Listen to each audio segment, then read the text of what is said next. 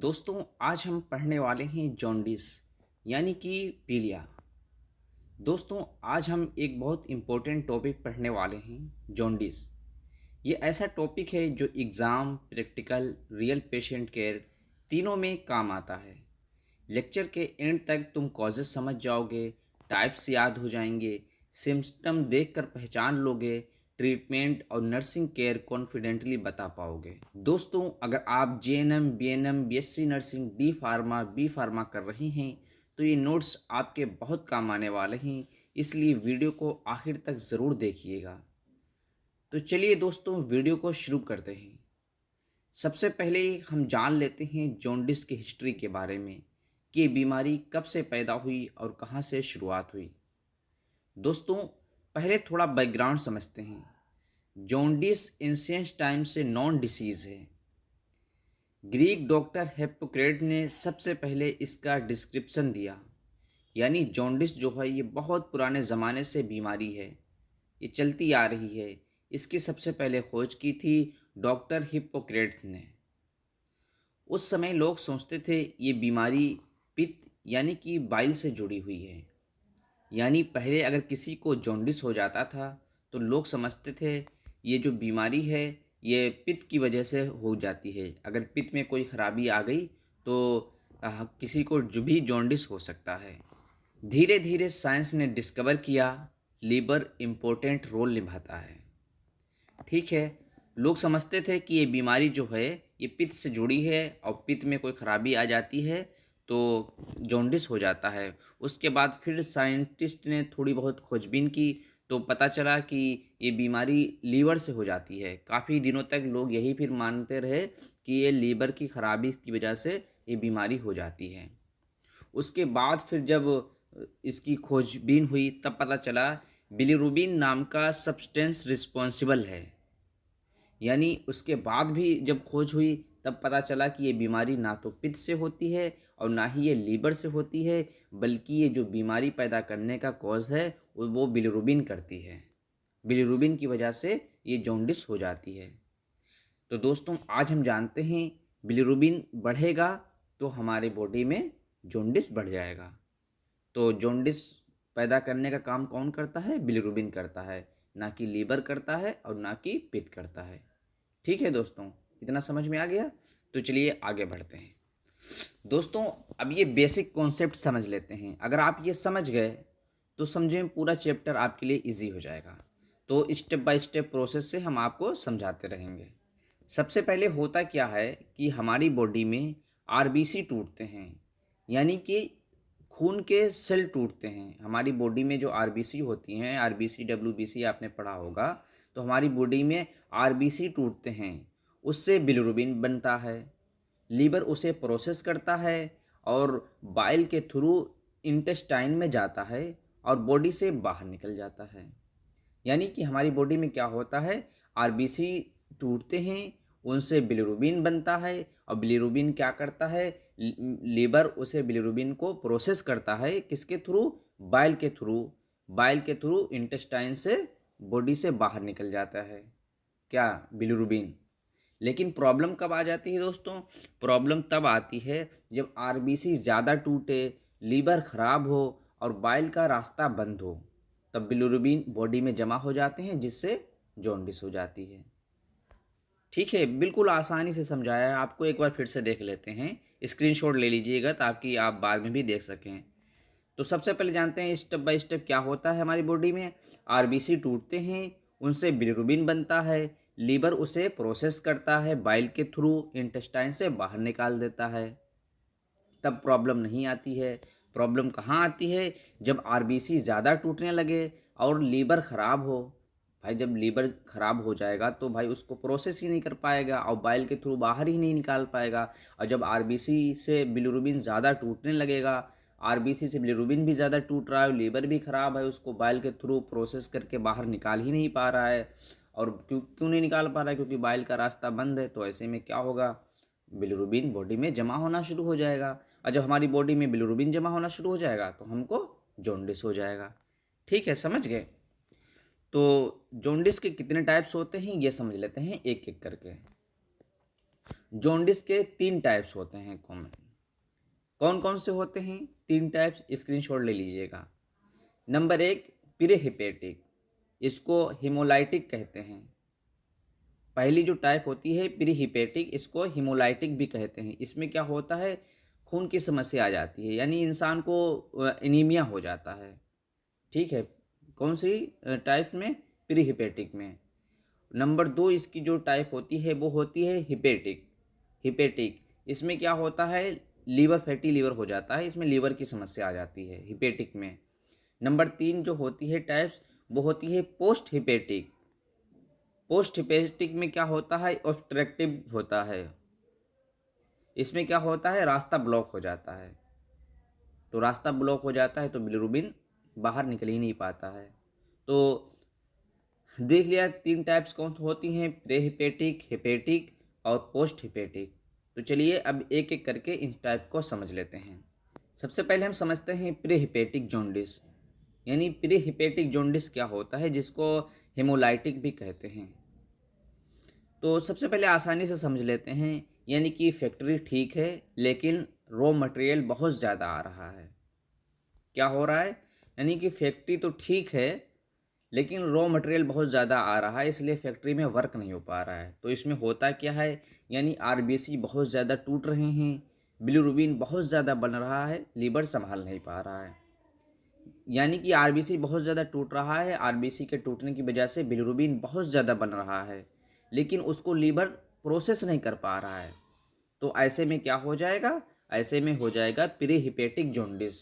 अगर हम कॉजेज़ की बात करें कि इसके प्रीहिपेटिक जॉन्डिस के कॉजेज़ क्या हैं, किस वजह से हो जाता है, तो ये अगर किसी पेशेंट को मलेरिया हुआ है या हीमोलाइटिक एनीमिया हुआ है तो इसकी वजह से उसको प्रीहिपेटिक जॉन्डिस हो सकता है।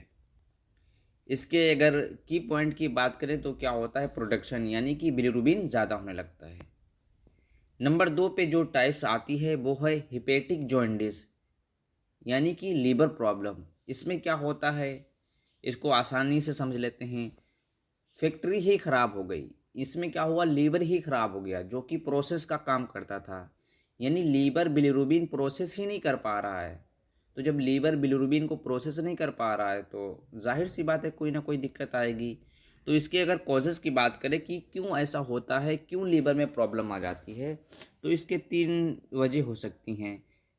नंबर 1 हेपाटाइटिस, नंबर 2 अल्कोहल, ज़्यादा अल्कोहल के इस्तेमाल से भी फैटी लीवर हो सकता है, नंबर 3 लीवर सिरोसिस। इसके की पॉइंट की अगर हम बात करें तो प्रोसेसिंग। अब नंबर 3 पर जो टाइप्स आती है वो है post hepatic jaundice. Post hepatic jaundice क्या होती है, फ्रेंडली समझ लेते हैं। यानी रास्ता बंद हो गया है, अब क्या हो रहा है, बाइल बाहर नहीं जा पा रहा है और बिलिरुबिन वापस ब्लड में है। यानी आरबीसी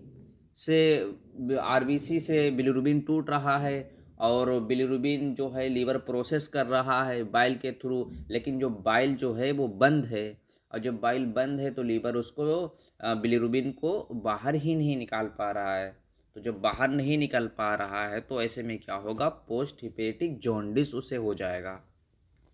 ठीक है, अगर इसकी हम कॉजेज़ की बात करें कि किस वजह से ये होता है, कॉजेज़ में होता है गाल स्टोन, यानी कि किसी को गाल ब्लेडर में पथरी हो गई या किसी को ट्यूमर हो गया, तो उस वजह से कौन सी टाइप्स हो सकती है जॉन्डिस की, पोस्ट हिपेटिक जॉन्डिस।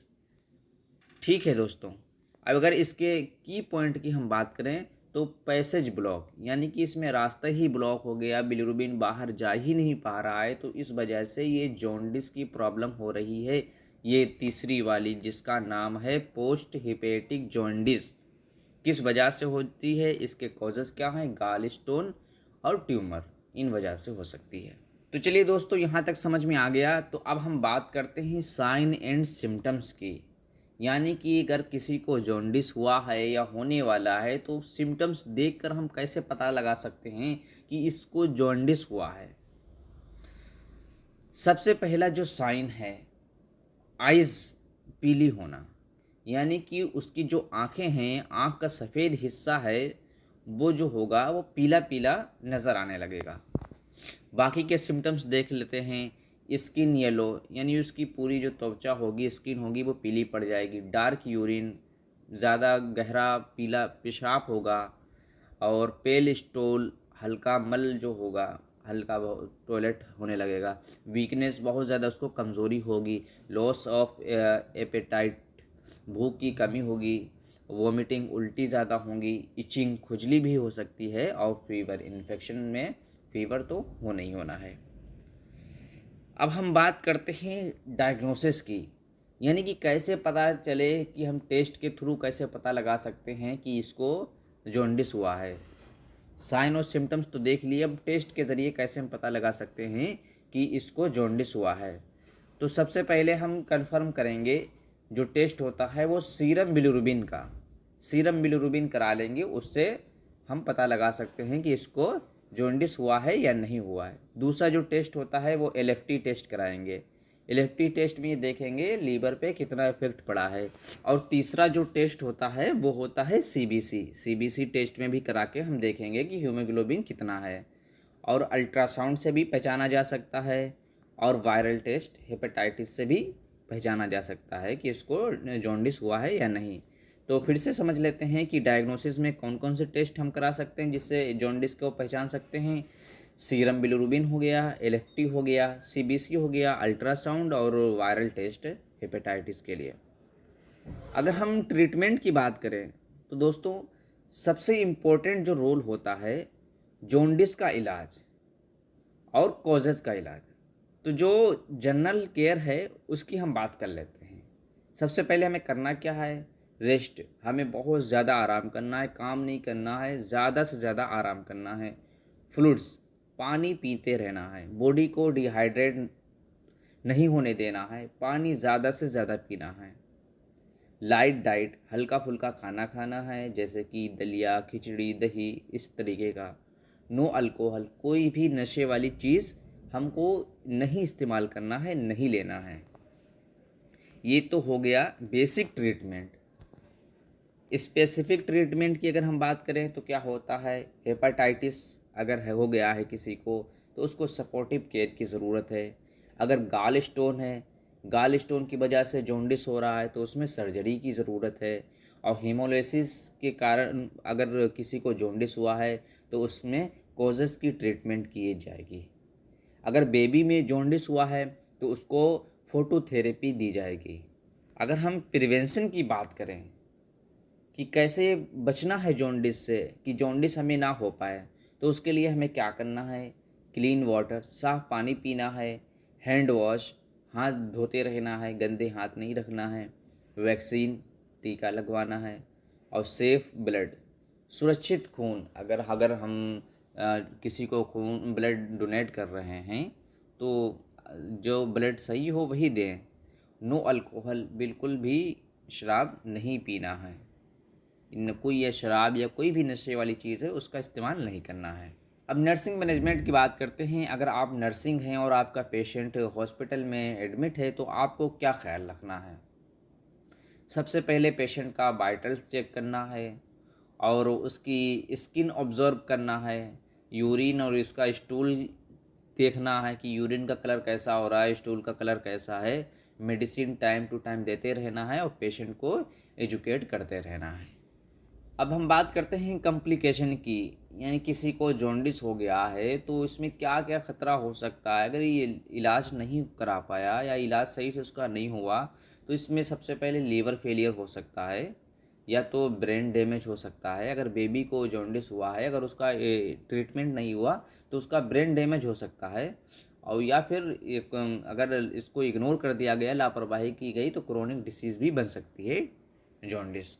तो अब फाइनल रिवीजन पर हम आ गए हैं। तो फाइनल रिवीजन में हम 3 चीज़ें देखेंगे। क्या होता है जॉन्डिस अगर हो जाती हैं तो 3 टाइप्स में क्या क्या होता है। पहली टाइप में क्या होता है, प्रोडक्शन होता है। दूसरे में प्रोसेसिंग होता है।